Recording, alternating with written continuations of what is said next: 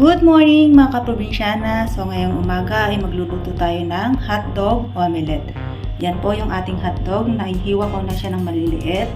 Nasangkutsa ko na rin. At yun yung ating sibuyas. At lalagyan natin ng sili.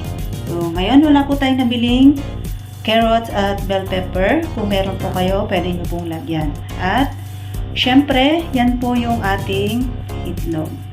So, ang gagawin natin ngayon ay ihahalo natin. At ang twist po natin ngayon ay ilalagay natin sa, ayan po, ampalaya. Yan, ilalagay natin sa loob ng ring ng ating ampalaya. Yung ating gagawing hotdog omelette. So, yun, i-prepare na po natin mga kaprobinsyana. So, ayan po mga kaprobinsyana sa isang malaking bowl. Yan rin ang ko lang po yung ating hotdog, onion at saka yung ating sili. So, ang gagawin natin ngayon ay ihalo na natin itong itlog. Yan. Yan, pang omelette natin.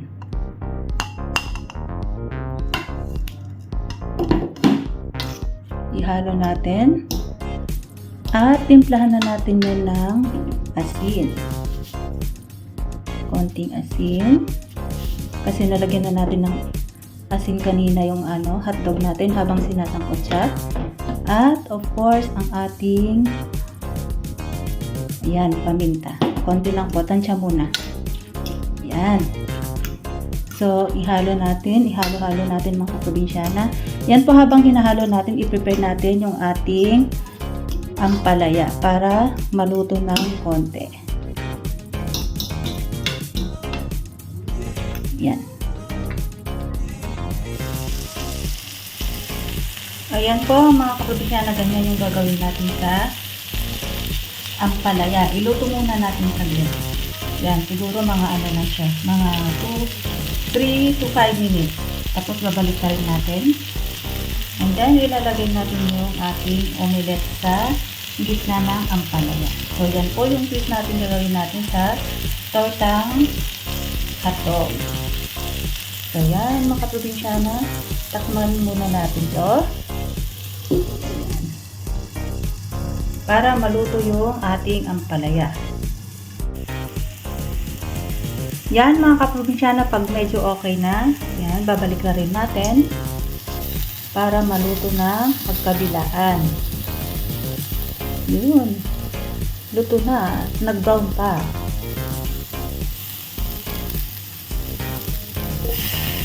Yan, para pantay-pantay. At the same time, ganyan din yung gagawin natin sa kabilang side. Ayan, medyo okay na siya.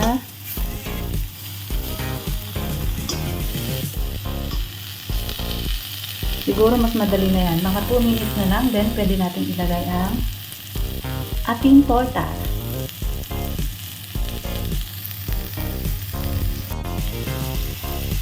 Ayan mga kaprobinsyana, para hindi masyadong maluto ang ating ampalaya, pwede na natin lagyan ng ating tortang hotdog. So, ganyan po yung mangyayari.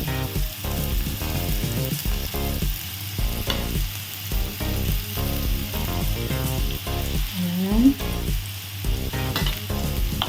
Tortang hotdog with a ring of bitter gourd.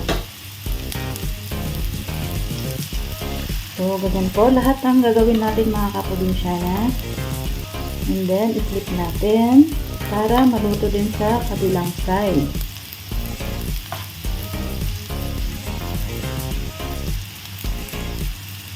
So, bali saglit na lang po yan mga kaprobinsyana kasi pinosta ko na kanina yung toasted na yung ating hotdog.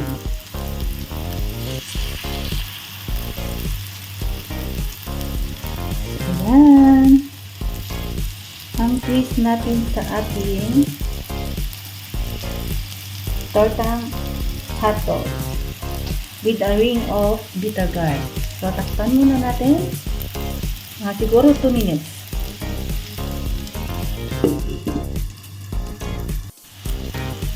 Yan, mga kaprobinsyana, pwede na nating baliktarin para maluto sa kabilang side. O, diba? Ang ganda ng pagkaluto. Yan, ganyan lahat ang gagawin natin.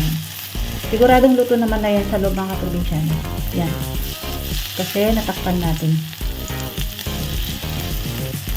Ganyan po ang gawin nyo sa mga gulay, lalong-lalo na sampalaya para mapakain ang inyong mga chikitings.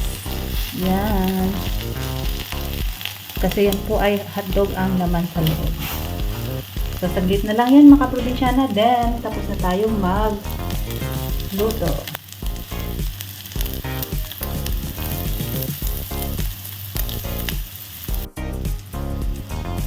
Ayan nga po mga probinsyana, at done na tayo sa ating tortang hotdog, tinaring o bitter gourd. So yan, let's eat po mga probinsyana.